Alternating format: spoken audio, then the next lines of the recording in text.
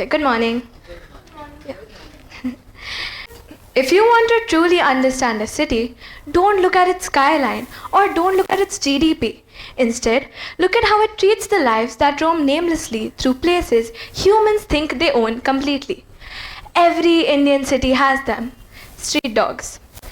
A quick show of hands, how many of you have a street dog in your lane that you don't know the name of, but you definitely know their personality? Exactly. That's not a stray. It's a neighbor with no visiting card. They are discussed in newspapers, in housing societies, and in courtrooms, often with anger, fear, or frustration. But today, I'd like to offer a different lens. What if street dogs are not a problem to be solved, but a message our cities are failing to understand? The usual question we ask is, what should we do about street dogs? But that question assumes that street dogs are the issue. A better question would be, is what do street dogs reveal about how we manage our cities? Because street dogs are not outsiders. They are born local, they live local and survive locally. Their behavior is almost entirely shaped by human systems, public behavior, civic order, and waste disposals. In that sense, street dogs are one of the most honest indicators of a city's civic health and urban governance. There have been countless moments where I've seen street dogs being beaten, chased away, or treated as if they don't belong anywhere. And every single time, it stays with me. Not just as a statistic or a headline, but as quiet discomfort I can't really shake. I think part of the reason it affects me so deeply is because I'm a dog lover, in the most ordinary, everyday sense of the word. I've had my pet dog Lovely beside me since 11 and a half years, and she's basically grown up with me. She's been there with me on my good days, my bad days, and all the silent ones between. So when I see a street dog being shooed away or hurt, I can't help but wonder what separates that dog from mine, apart from circumstance. At the end of the day, where do they have to go?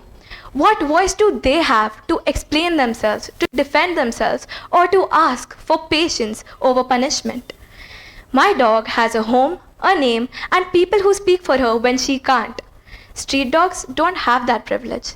And that is what makes their treatment feel not just unfair, but deeply unbalanced. Because it's the ones with the least power that are easiest to silence, blame, and remove. That's when I realized street dogs are so misunderstood. Not because they are dangerous, but because they don't have representation. They don't speak in civic spaces, and yet decisions about their lives are made constantly without evidence or context. In fact, a University of Edinburgh study found 82% of human street dog interactions are friendly and neutral, while only 2% involve aggression. So, if most encounters are peaceful, then the problem isn't presence, it's perception. Facts don't just inform us, they challenge the stories that we've been too comfortable believing. This brings me to a common myth that removing street dogs altogether will make our cities and streets safer. Evidence shows the opposite. Elimination just backfires. Remove local dogs and empty territories invite unvaccinated, unfamiliar, and anxious dogs, and accidents increase and disease risks increase. So the real danger isn't presence, it's instability. Cities that chase emptiness are just creating immense chaos. Moreover, most dog-related decisions are driven by fear. Fear of children getting hurt, fear of bites, fear amplified by viral videos and headlines. But fear is reactive. Prevention is strategic. When planning leads, we get coexistence. And the proof is clear. Over the past 2 decades, human rabies cases in India have fallen sharply due to sustained vaccinations and medical access. So the real question isn't whether solutions exist. It's whether we're willing to build systems that work with evidence and not fear. This is not just a campaign, it's a system. Most conversations about street dogs fail because they treat the issue as emotional, reactive, or temporary. But street dogs do not need saving once in a while. They need cities designed to include them consistently. So, how do we design cities where conflict never escalates in the first place? The answer lies in what I call the layered coexistence system, a local, realistic framework where humans and dogs can share space without fear. The first layer is design, reducing conflict before it even begins. Let me start with a simple truth. Most human dog interactions do not begin with aggression, they begin with confusion. Have you seen a dog sleeping near a shop entrance or a feeding bowl placed too close to traffic, right?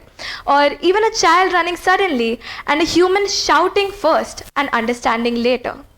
When cities are designed only for humans, animals don't disappear, they become accidents. And that's why design matters. Simple choices like clearly marked feeding and water zones placed away from shop entrances and traffic create predictability, and predictability reduces fear for both humans and dogs.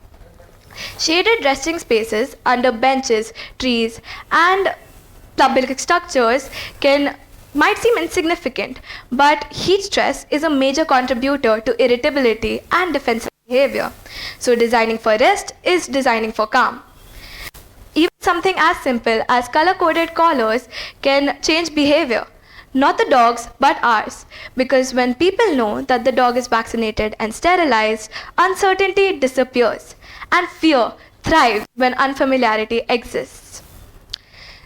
Street dogs cannot explain why their behavior changes when their territories are disrupted. So when misinformation dominates public discourse, being voiceless becomes a disadvantage, and bringing clarity becomes our responsibility. This clarity also comes with the help of technology, which brings me to the second layer, technology, organizing what already exists. This layer isn't about fancy tech, but functional tech. Care for street dogs exists in our cities, but that care is scattered, undocumented, and disconnected. So, technology should not complicate compassion, it should simply organize existing effort. QR code on the dog's collar showing vaccination status and some background information can help, and even lane-based mapping to prevent repeated sterilization and forced relocation. So, what often seems like a stray dog problem is just a data problem. And this is not a compassionate view, it's a legal one too. Indian law recognizes street dogs as community animals, and the solution is vaccination, sterilization, and return, not removal. Now, coming to the third layer, entertainment, rewriting the narrative.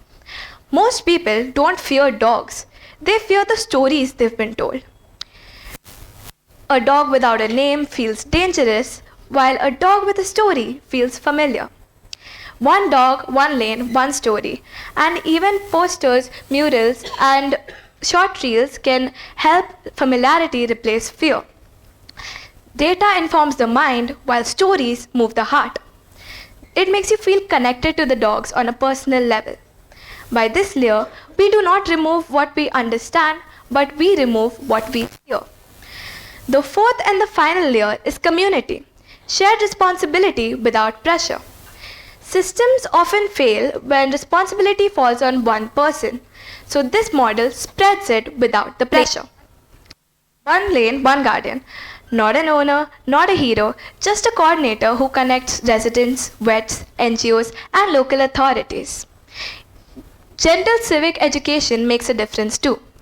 Teaching both adults and children how to read dog behavior, distinguishing from fear and playfulness or defensiveness from excitement, can make a significant impact, because most incidents we label as aggression are simply misinterpreted signals. Yeah.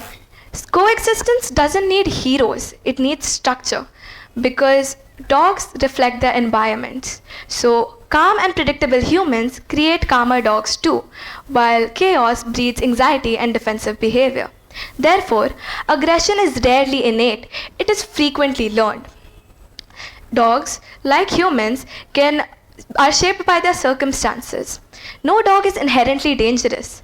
Their behavior is a response to their experiences and the treatment that they receive. So, I mean it when I say a little kindness goes a long way. When dogs are cared for, they are proven to be calmer and less reactive. And when cities function this way, coexistence does not feel like a compromise, it becomes automatic and it feels like common sense. In this whole system, each layer supports the other.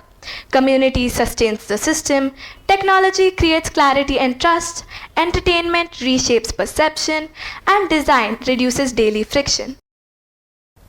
In conclusion, this isn't just a conversation about animals, it is a conversation about how our cities treat the unclaimed, the vulnerable, and the local. Street dogs are not a crisis, they are a mirror. They reflect our behavior towards society as well. By vocal for local, I do not mean raising my voice.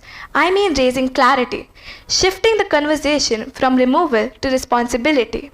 So the next time fear gets loud, be the voice that asks for evidence. When panic demands removal, ask for prevention. And when a voiceless life is judged, choose to represent it wisely. That is what it truly means to be vocal for local. And perhaps the most important question we leave today with is that if cities cannot learn to live responsibly with its most silent lives, what does that say about how it will treat any voice that becomes inconvenient? If we can design cities for speed, profit, and power, we can definitely design them for compassion, coexistence, and reason. Thank you.